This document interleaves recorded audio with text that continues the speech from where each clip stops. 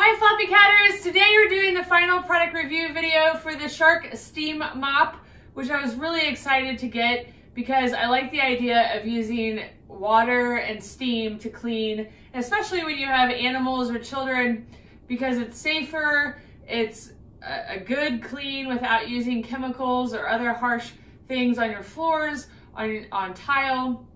I meant hardwood floors when I said floors. So I have used it on hardwood floors and on tile, and the thing I really like about it is how easy it is to get the dirty cloth off. This one is clean right now, but all you do is press the release and it drops off, so then you can just pick it up and put it right in the washing machine without having to really touch it. And then it also has the triangular piece that works really well to get kind of in the corners, and I actually use both of them just to get the most I can out of each pad. The only thing that I really would have liked to have seen in this is I would have liked to have gotten 2 of these, and you can order additional ones, but I think it would have been nice for an additional one to come in the package itself.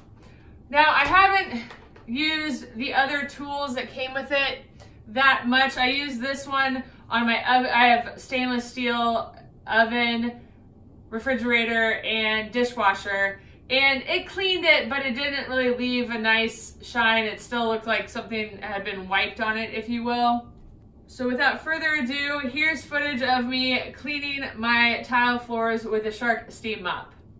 I get started cleaning my floors by obviously filling up the Shark Steam Mop with distilled water. I think I picked up a gallon of distilled water at Walmart for 99 cents. I think it's really easy to fill. I was reading reviews on Amazon and people said how difficult it was, but if you just lay it flat on the floor and then use the pouring container that they give you with the Shark Steam Mop, it's really easy to fill it all up. If you can't get to the floor to fill up the container, you can always lift it away from the mop and then fill it on your countertop. It's a little more difficult to do when I only have one hand. And then what I do is plug it in and let it start the whole steaming process, heating up, while I use like a stick vacuum or something like that to vacuum up debris or cat litter, scatter, that sort of thing. So I vacuum entirely before I use the steam mop, so that it's ready to go and I'm literally just removing dirt when I'm using the steam mop. It doesn't take very long for the Shark Steam Mop to start producing steam. I always put it on high, so you can already hear that it's producing steam. And then you'll probably start seeing a little bit of moisture or steam coming off of the mop. So we're ready to steam. You can hear it really well.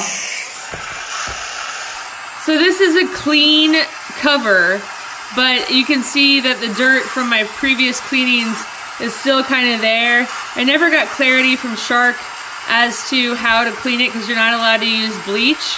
So I just have left it like that and continue to use it kind of stained, if you will. But I'm gonna get going because it's definitely ready to go right now. The quote-unquote mopping process with a steam mop is totally different than with a regular mop. It glides and slides a lot differently. Almost like a Swiffer or something like that, if you've ever used one of those. So the control is a lot different, and I just like it so much better than mopping. I can't even begin to tell you. I dread mopping floors because of the bucket and the squeezing and the moisture and all of that. And this, it does leave the floors a little bit wet, but they dry so quickly that it makes it, the cleanup is a breeze. And I really feel like I've done better by my floors, done better by my cats. I probably should have removed my shoes, but I think because I was just running around all over the house that I didn't think about that.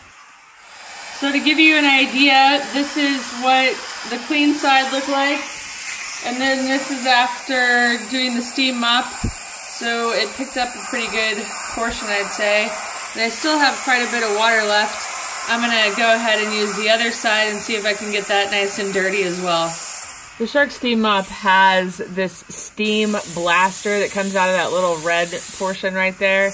And I'm trying to show footage of how it works so you can see how much it comes out. And it's really, the purpose for it is for hard, stuck-on messes, just to get them loose and remove them faster while you're steam mopping. A lot of people on Amazon spoke highly of that, and quite frankly, I just enjoyed doing it. It was fun. Fun to make it blast out of there.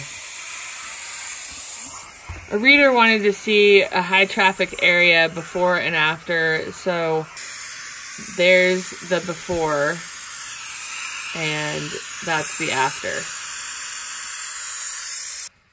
To remove, as I showed in the beginning, just a quick release and then go throw it in the washer. Alright, so if you've used the main mop head and you want to switch it out to the triangular one, the triangular one is a little bit different. You know, this one releases like that and comes off easily. But, and to release the whole thing, you just press this button right there. The triangular head goes in the same way. It's got male and female parts, and it clicks in. The only difference with the triangular head, of course, is that it's Velcroed on rather than, so you do have to touch it to remove it, unlike the square pad. And as I said before, I like to use both of them just so that I get the most out of the pads and my mopping experience. The triangular shaped head is ideal for bathrooms, around toilets, and other nooks and crannies that are more difficult to get with a rectangular shaped head. And obviously because of the triangle, it fits well into corners. And then you can see how much it picks up full dirt. When I was reading the reviews on Amazon about the Shark Steam Mop, one of the things everyone was complaining about was that it doesn't stand up on its own, it doesn't have a hook. I don't really know what this hook is for, but I actually just hang it in my little closet off of my bathroom on a hook there. And it fits in there, hold on. It fits in just like that. So I've figured out a way for it to work for me and just completely be out of the way. All right, as I mentioned earlier on in the video, this white part removes completely from the mop so that you can use it with the attachments. So in order to do that, you have to basically take the cord off the mop part, and then you can see it says push to release, and then that pulls this off so that it can be a handheld steamer, a garment steamer, or a steamer for you know, cleaning surfaces and stuff. So the attachment hose for those just fits in right there, and you can tell that it's on when it clicks. And then these guys, you know, you can use on your oven, your countertops, and that sort of thing. And then to release that, you can also add on the garment steamer, which you can also use on curtains and those sort of things. There are many ways to use the above floor pocket tool like this one, and I'm going to use it today on my stovetop. So I have a gas oven and stovetop, and it gets pretty nasty. And the easiest way that I've found to clean it is without chemicals. I usually get a very hot cloth and wipe it off, or I wait until I'm making something like spaghetti squash in the oven, and then the stovetop gets heated, which allows me to wipe it off with a cloth. I prefer to do it that way because when I do it with a hot cloth, it burns my hands to get it steamed enough. So I'm going to attempt to steam it first with this and then wipe it off with a cloth to see how it goes. So here's kind of a close-up of how nasty it is. And then we'll do the steaming. All right, now that I've plugged in the steamer, my only choice is tools, and then to get the steam going, you actually have to press this trigger. And then that's when the steam will come out. So we'll let it warm up first. Now you can really hear it. and you can see it.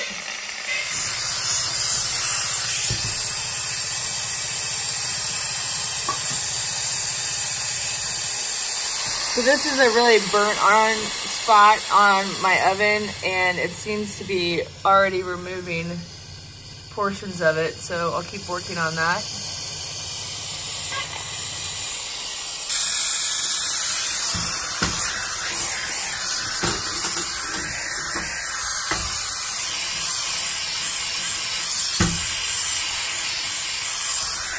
Well, I got most of it, but probably not all of it. I mean, I'm not great about keeping this as clean after everything that I cook, and this is the main one that I cook on, so it's a little bit bad. But this is also an oven from 2002, I think. So the previous homeowner bought it. So it's had a long time to build up the, as my mom would say, gradu that's there. But it easily cleaned everything else that I wanted it to clean. There was some sticky residue here that came off after a couple of swipes. It did require obviously a little elbow grease with a terry cloth white towel, but in general, it's done a pretty good job. One of the other things it's supposed to clean is stainless steel, so here's my dishwasher, and now I'll tackle that. I'd say it got it pretty good. The nice thing too is that with this handle, you can get underneath and swipe it that way or swipe it this way to really clean it. And you can see the condensation from just doing that. And I did wipe it off with a clean terry cloth towel. Now we'll do the outside of my oven. I did clean the inside of my oven, but it didn't really take off as much as I would have liked. It did a decent job at cleaning the window, but the window wasn't really dirty to begin with, so it wasn't a good before and after to show you. But you can see that the oven has some streaks to it, so we'll clean that and see what happens. It didn't do as good of a job with my oven that it did with my dishwasher, but it could just take a couple more rounds. And it's interesting how it really makes like the flaws, see that flaw right there, stick out so that you know what to tackle with whatever other tool or stuff you want to use. There I am. It's obviously a great sanitized, you know, chemical-free, Purell-free way to clean doorknobs and stuff like that are metal. You don't want to spend a lot of time around paint because it could loosen the paint, but just to keep or get the doorknob clean. And then I would go back in and wipe it off just for condensation purposes. You can use it for more like stuck-on messes like that on your tile or on your countertops. So, pretty easily gone there. Let's look at this one.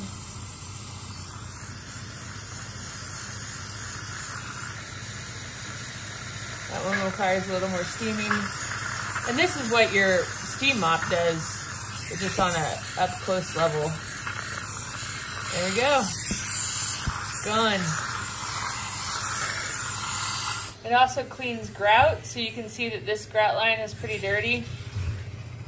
Doesn't show how well it cleans it from the get-go, because what it does is gets it all wet and then it just looks like it's a different color. And to show you how that works, I did these grout lines when I was cleaning the oven. So they were that color dirty, and now they're a lot cleaner. And I'm sure I could keep going and make them even cleaner. I just fear my tile floor isn't the best, and I don't want to make the tiles pop up. That is one of the things with this steam cleaning, is that you want to make sure that the product you're using it on can handle the heat and the condensation. A reader asked me this question: can you pop off this thing? And this is still hot for me using it, so I'm going to use a terry cloth towel. So yes, you can pop this off. The manufacturer doesn't show this to be recommended or like a tool to use, but you can use this and steam will come out of it. So it's just steam coming out of this direct hole.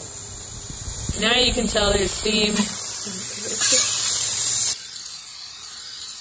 Here's the garment steamer on a cat toy that we have. It's a sheer kind of fabric that's very similar to like a dress. So that gives you an idea of how the garment one works. Basically got out all of the lines in this fabric because this fabric is shipped to you. So you can see like a slight line there that I didn't get out. These are claw marks, but all the other lines came out totally well. And this fabric would be similar to like a dress fabric or something like that. So that's why I wanted to show it with the garment steamer. I don't have curtains and probably never will, so I couldn't use it on something like that. All right, here's my bridesmaid's dress from Amy's wedding. And so there's a couple of creases right there that we'll go ahead and try to tackle.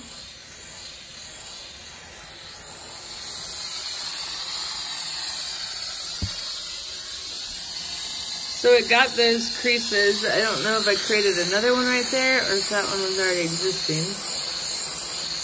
I am not one to steam dresses or anything like that with clothing. Clothing really doesn't mean that much to me. I'm sure if I pulled this taut, I'll try that with one hand and steamed it with the other, that'd help. That did help. So I pulled the fabric taut with this hand and then I steamed it with the other and it got rid of that crease. So it works pretty well in steaming dresses, and that's one thing when my sister was helping me take some footage for this final review video that she was excited about. She's like, oh my gosh, I would love that garment steamer. So some folks like that kind of thing. It doesn't really fire me up, but I understand it's a need in some houses depending on what you're looking for. So that's why I like this Shark Lift Away steam mop, because you get basically a 3-in-1 system where you get the mop, the garment cleaner, and then the other extended above the floor cleaner. All right, guys, that wraps up our final product review video for the Shark Lift Away steam mop. This guy doesn't like it. That is one thing that I wanted to talk about. When the Shark is starting up or whatever and the steam starts coming out, it kind of freaks the cats out because it makes kind of a, you know, hissing type of noise. So they're not totally comfortable with it, and he doesn't like the idea of being over here, so I'm gonna let him go. He's okay. Whoa, it's okay. So I'll include a link in the about section below to where you can buy this online if you want to check it out and see if it works for your house. If you have a Shark steam mop or a different steam mop, please tell me how you use it, where you like to use it, and how it's worked for you. Thanks so much for watching, and we'll see you next time.